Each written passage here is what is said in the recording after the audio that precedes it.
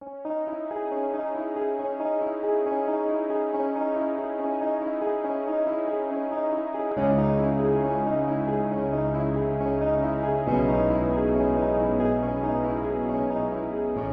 некогаш си направил нешто? Може би макета, може би си нацртал нешто, или си изработил некаква рачна работа во училиштето. Сигурно си бил задоволен од тоа, а тогаш некој се појавил и го расипал тоа. Сигурно си бил многу гневен и може би си чувствувал дека сакаш да направиш нешто на вистина лошо како одговор на тоа. Не е лесно само да го прифатиш тоа и да не сакаш да се одмаздиш. Знаеш ли дека има еден кој се обидува да ја уништи Божјата ракотворба? Има таков. Тој се нарекува ѓавол или Сатана. Во Библијата Бог ни кажува дека од кога тој ја создал вселената, тој ги создал мажот и жената и им дал прекрасна градина во која требало да живеат. Адам и Ева го познавале Бог и разговарале со него секој ден. Се додека му биле послушни само на едно едноставно правило, тие можеле да уживаат во Божјото присуство и во сето тоа што Бог им го дал. Но ѓаволот знаел дека ако успее да ги натера да бидат непослушни, само еднаш, тој ќе може да ги ползува во неговата борба против Бог. Тој успеал да ги направи да бидат непослушни и кога тие го направиле тоа, се случило нешто што го сменило целиот нивни живот. Тие станале грешни и гревот во нивните срца ги направил да живеат на начин кој не бил по волја на Бог. Гревот ги одвоил од него затоа што Бог е свет и не може во своето присуство да трпи грев. Грешната природа на Адам се пренесувала на секој кој се родил во овој свет.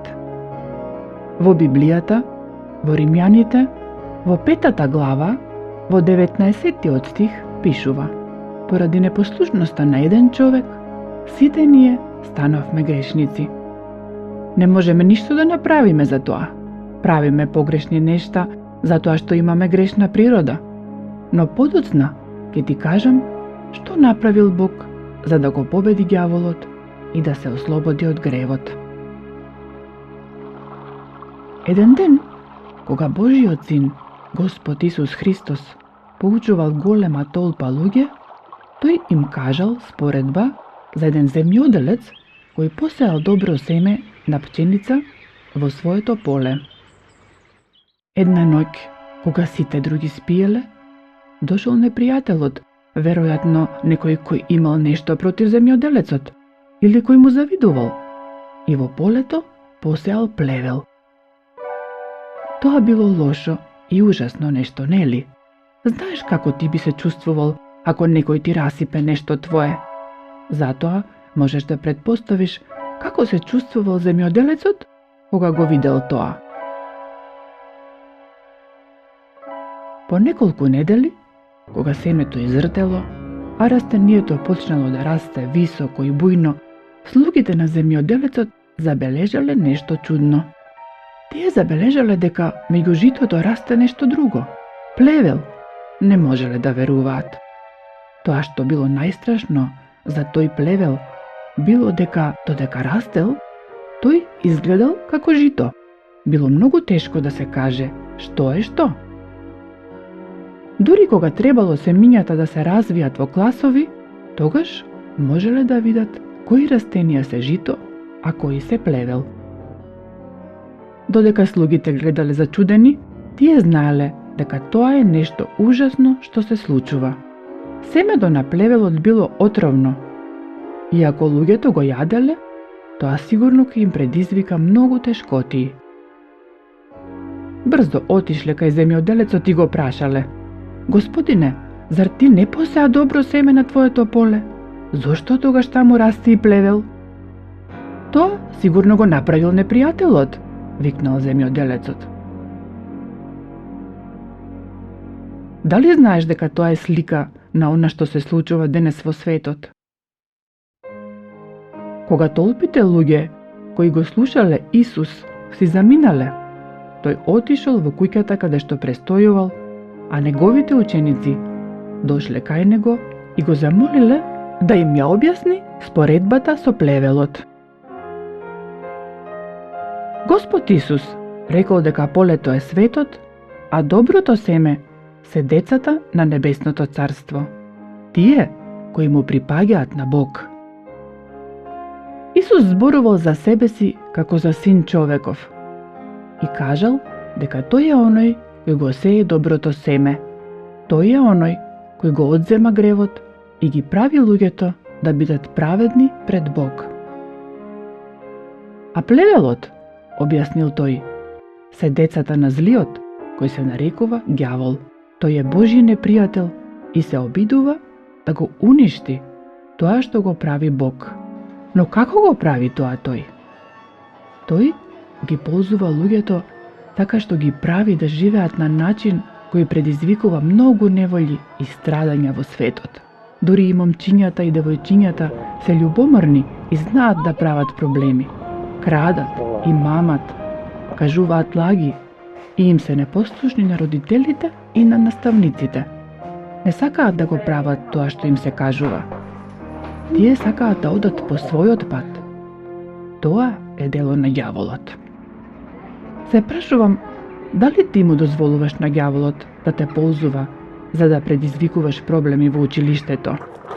Дали ги измачуваш наставниците и мислиш дека си многу умен? Дали го правиш тоа за другите ученици во твоето одделение да мислат дека си многу важен и да те прифатат во нивната група? Внимавај! Ѓаволот те ползува и ти треба да му дозволиш на Бог да го смени твоето срце и твојот живот. Кога луѓето ќе пораснат, тие не стануваат подобри. Гревот во нивните срца не си заминува, туку станува полош. Тоа е така поради гревот во срцата на луѓето и затоа светот е толку полн со зло. Да, Господ Исус вели дека тие кои не му припаѓаат на Неговото царство, тие кои не се оправдани пред Бог, му припаѓаат на ѓаволот. Тие се плевелот кој тој го посеал. Луѓето не сакаат да го слушаат тоа. Тие мислат дека е страшно ако некој каже дека некоја личност му припаѓа на ѓаволот. Но овие се зборовите на Божиот син, а тој рече дека секогаш ја кажува вистината. Прекрасното нешто е што во Библијата пишува и за една добра вест. Таа добра вест, која ние ја нарекуваме Евангелие, ни кажува дека Господ Исус дошол да ги уништи делата на ѓаволот. Уште пред Бог да создаде се, тој веќе испланирал да го испрати својот син од небото за да ги спаси луѓето од нивните гревови. На Божич ние го прославуваме времето кога Исус дошол да го направи тоа. Гревот во срцата и животите на луѓето е дело на ѓаволот.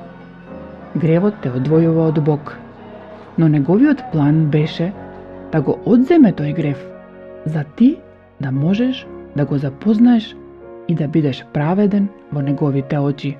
Како го направил тоа? Така што го дал неговиот син да умре за гревот. Господ Исус ја зел казната за гревот кога неговата крв била пролеана и кога тој го дал својот безгрешен живот и умрел на крстот пред речиси 2000 години. Бог ја прифатил таа жртва и поради неа тој може да ти прости и да го одземе твојот грев. Тој ќе го направи тоа ако се покаеш, односно ако се свртиш од гревот и поверуваш во Господ Исус како во твој спасител. Не само тоа, туку воскреснатиот Господ Исус ќе живее во тебе и ќе го измени твојот живот. Тој ќе ја уништи љубомората и нечесноста и се друго што не му е угодно. Зар тоа не е прекрасна вест? Но почекај, се уште не сме завршиле. Слугите на земјоделецот биле многу гневни поради тоа што се случило и сакале во истиот миг да го решат проблемот. Ке ни дозволиш ли да одиме и да го искорнеме плевелот? Прашале тие. Не, одговорил земјоделецот. Ако го направите тоа сега, заедно со плевелот ќе ја искорнете и пченицата. Нека растат заедно се до жетвата. Тогаш ќе им кажам на жетварите да го соберат само плевелот, да го врзат во снопови и да го изгорат. Потоа, тие ќе го ожнеат житото и ќе го стават во мојот амбар. Кога Господ Исус им го објаснил ова на учениците, тој рекол: жетвата е крајот на светот, а жетварите се ангелите. Исто како што плевелот бил собран и изгорен во оган, така ќе биде и на крајот на светот. Исус рекол дека тој ќе ги испрати неговите ангели да ги соберат луѓето кои не поверувале во него, да им го одземе гревот и дека тие ќе бидат одвоени од Бог за секогаш на местото за уништување, каде што има страшна тага и страдања за секогаш. Тогаш, рекол Господ Исус, праведниците, тие кои поверувале во Господ Исус како во нивни спасител и станале Божји деца, ќе светат како сонцето во царството на нивниот татко Бог. Господ Исус Христос е поголем и посилен од гревот и ѓаволот. Кога тој умрел и воскреснал од мртвите, тој го победил својот голем непријател. Бог сака ти да му припаѓаш нему. Затоа тој го испратил неговиот син да биде твој спасител. Тој сака да те направи негово дете и да ги уништи ѓаволските дела во тебе. Но ти треба да си подготвен да му дозволиш да го смени твоето срце и твојот живот. Треба да бидеш подготвен да му бидеш послушен на Господ Исус. Тоа што Господ Исус го кажал за крајот на светот е вистина. Се што тој кажал е вистина. Со овој расказ за житото и плевелот, Бог те предупредува и ти вели дека ти треба да го слушаш и да размислуваш за тоа што тој го рекол.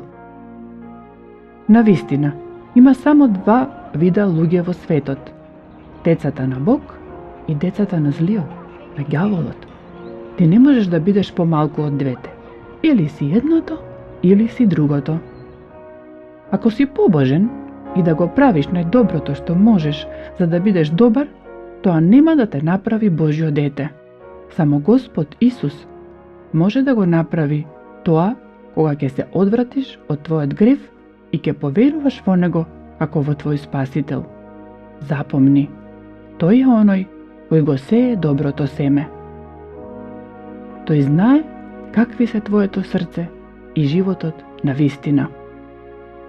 Тој ја знае разликата меѓу тие кои се негови и тие кои не се. Што си ти? Жито или плевел?